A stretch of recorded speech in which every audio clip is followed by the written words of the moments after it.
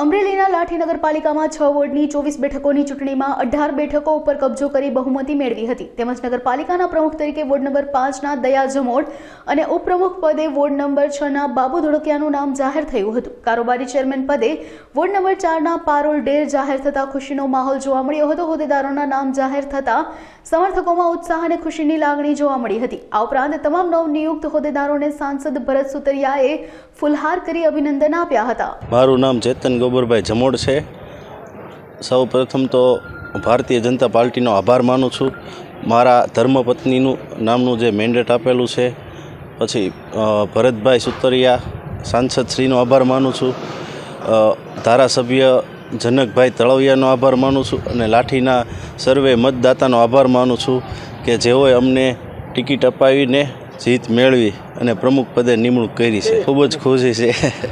આજરોજ પ્રદેશ ભાજપના મેન્ડેટ મુજબ લાઠી નગરપાલિકામાં પ્રમુખ પદે દયાબેન ચેતનભાઈ જમોડ તથા ઉપપ્રમુખ પદે આપણે બાબુભાઈ ધોળકિયા અને કારોબારી ચેરમેન તરીકે પારુલ બેલડેરની નિયુક્તિ થતાં હું એમને અભિનંદન પાઠવું. સાથોસાથ પ્રદેશ અધ્યક્ષ અને કેન્દ્રીય જળ સિંચાઈ મંત્રી શ્રી CR પાટીલનો પણ ખૂબ આભાર માનું છું, કેમ કે યોગ્ય અને સક્ષમ વ્યક્તિની નિમણૂક કરી છે અને આવનાર સમયમાં જે નરેન્દ્રભાઈ મોદીના નેતૃત્વમાં અને રાજ્યના મુખ્યમંત્રી શ્રી ભૂપેન્દ્રભાઈ પટેલના માર્ગદર્શન હેઠળ જે રાજ્યમાં જે વિકાસ યાત્રા ચાલી રહી છે તેમાં પણ લાઠી ખૂબ સહભાગી થશે, તેનો અમને ખૂબ આનંદ છે. લાઠીની અમારો પ્રાથમિકતા એ છે કે લોકોને જે પ્રાથમિક સુવિધાઓ છે કે પાણી છે, રોડ, રસ્તા, ગટર એ મારી પ્રાથમિકતા રહે છે.